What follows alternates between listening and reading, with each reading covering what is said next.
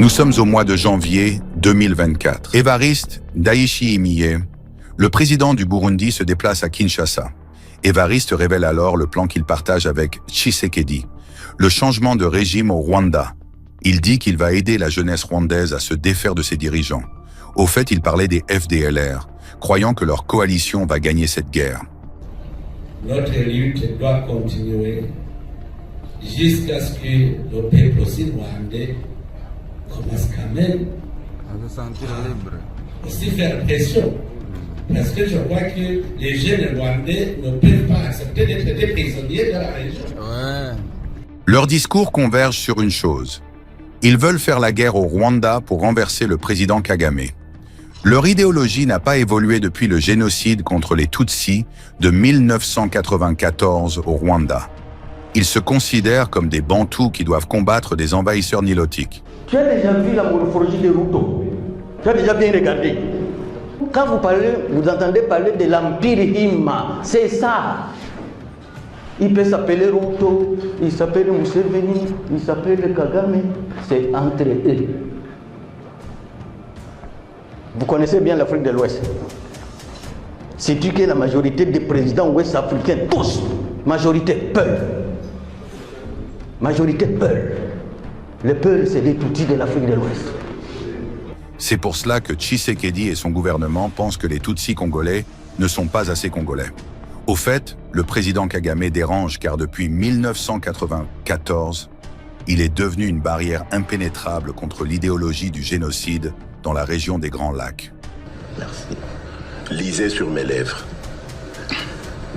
Je vais réunir les deux chambres en congrès, comme me le recommande la Constitution, et je vais leur demander l'autorisation de déclarer la guerre au Rwanda. Je le dis et je pèse mes mots, parce que je suis même prêt à cela. Et aujourd'hui, on n'a même pas besoin d'envoyer des troupes au sol au Rwanda. De chez nous, nous pouvons atteindre Kigali. Beaucoup pensent qu'il bluffait, que c'était des paroles en l'air.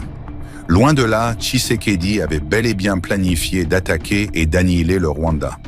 C'est ainsi qu'il a acheté des drones chinois assez performants pour atteindre Kigali.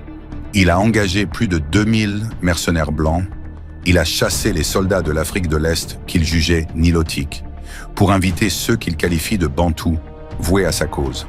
C'est pour cela qu'il a invité les pays de la SADC et a gardé les soldats burundais.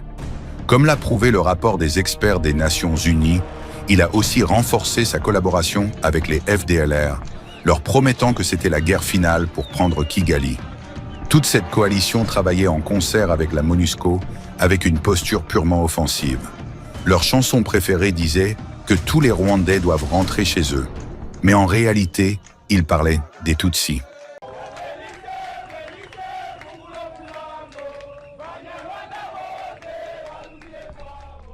Cette coalition surarmée n'était qu'à quelques mètres de la frontière avec le Rwanda, avec des tentatives de débordement aussitôt stoppées grâce aux mesures de sécurité mises en place par le Rwanda. Quelles sont alors les armées que la RDC a postées à sa frontière avec le Rwanda? En premier lieu, il y a bien sûr les FARDC. Ensuite, Tshisekedi a regroupé tous les groupes armés et les a rebaptisés comme Patriotes ou Wazalendo. C'est dans cette catégorie que les FDLR tombent, car c'est le meilleur moyen qu'ils ont trouvé de se cacher. En plus, nous avons les Burundais, les Sud-Africains, les Tanzaniens, les Malawites. Nous avons la MONUSCO et les fameux mercenaires blancs. Tous combattent au compte du gouvernement, mais au fait, ils ont un ennemi commun. Le Tutsi congolais, ou tout simplement le Tutsi en général. Mais il y a un détail assez important que la communauté internationale ignore, et qui est le nœud du problème. Toutes ces armées disent soutenir le gouvernement congolais, or ce dernier travaille ouvertement avec les FDLR, qui sont une force génocidaire qui a commis le génocide contre les Tutsis au Rwanda. Du coup, toute personne qui combat aux côtés de l'armée congolaise combat aussi aux côtés des FDLR.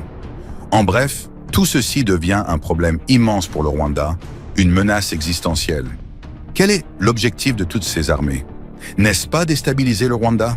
Car si elles cherchaient vraiment la paix au Congo, elles aideraient Tshisekedi à arrêter les massacres horribles en Ituri, Elle l'aiderait à dialoguer avec le M23 afin de trouver des solutions durables aux crises récurrentes du Sud et Nord Kivu. Mais hélas, elle s'entasse à la frontière avec le Rwanda et combat aux côtés des FDLR contre une partie de la population congolaise. Que ferait tout autre pays à la place du Rwanda? But Minister, you're not answering my question. I'm asking a direct question about the SADC mission and our soldiers. Are you fighting alongside the FDLR? Our mandate and our job is to support the government of the DRC. But that's the DRC army. That's not what Yes. I'm asking about. Yes. I'm asking about the FDLR. Yes, and that is what we are working with, and that's what we're doing with the forces of the DRC. You're not working with the FDLR. You're not fighting alongside them. Clement, obviously, those are questions that I believe the Defense Force can possibly answer, particularly on the issues on the ground. You may not be working with people. So you end up finding yourself, in some instances, for tactical reasons, having to cooperate and work with the people on the ground to enable your operations to function. And that is what has been happening. And it happens from time to time. Ici, le ministre des Affaires étrangères de l'Afrique du Sud avoue que les soldats de la SADC ont combattu aux côtés des FDLR. Le Burundi ne se cache plus, les FARDC non plus. Heureusement pour le Rwanda, le M23 a stoppé l'avancée de ses troupes, qui selon plusieurs informations avaient même planifié d'attaquer le Rwanda avant la prise de Goma par le M23. C'est après cette cuisante défaite que le président du Burundi et celui de l'Afrique du Sud ont commencé à accuser leur homologue rwandais de vouloir faire des conquêtes. Et pourtant, ils avaient été prévenus que leurs actions constituaient une menace contre le Rwanda. So if you attack me, Yeah. do you then start giving me instructions of how I should react? Je sais qu'il va arriver même au Burundi, parce qu'il est en train d'entretenir des jeunes réfugiés. Il les arme. Maintenant, il est en train de les aguerrir dans la guerre du Congo. Un jour, il va venir au Burundi. Nous n'allons pas accepter, la guerre sera généralisée. En écoutant Évariste, on aurait tendance à croire que c'est Kagame qui l'a provoqué. Mais la réalité est autre. Le président du Burundi est le seul parmi les présidents de l'Afrique de l'Est qui a conclu un pacte douteux avec Tshisekedi par sympathie au FDLR et à ce que certains qualifient de cause Hutu. C'est lui qui est venu entasser ses armées à la porte du Rwanda, tout en collaborant étroitement avec les FDLR. And we detected through intelligence, we learned that Burundi was actually preparing and sending troops to Goma and the north, the eastern Congo, to fight on the side of Eastern African Regional Force. I called by phone. I asked to talk to President Ndayishimiye, and I did. And I asked him, I said, President, I have heard that you are sending a force, another force other than that one in the East African Community Regional Force, to fight on behalf of the government of Kinshasa. I said, that is in contradiction with why the East African Regional Force was formed that you are participating in. So you are going to participate in something else.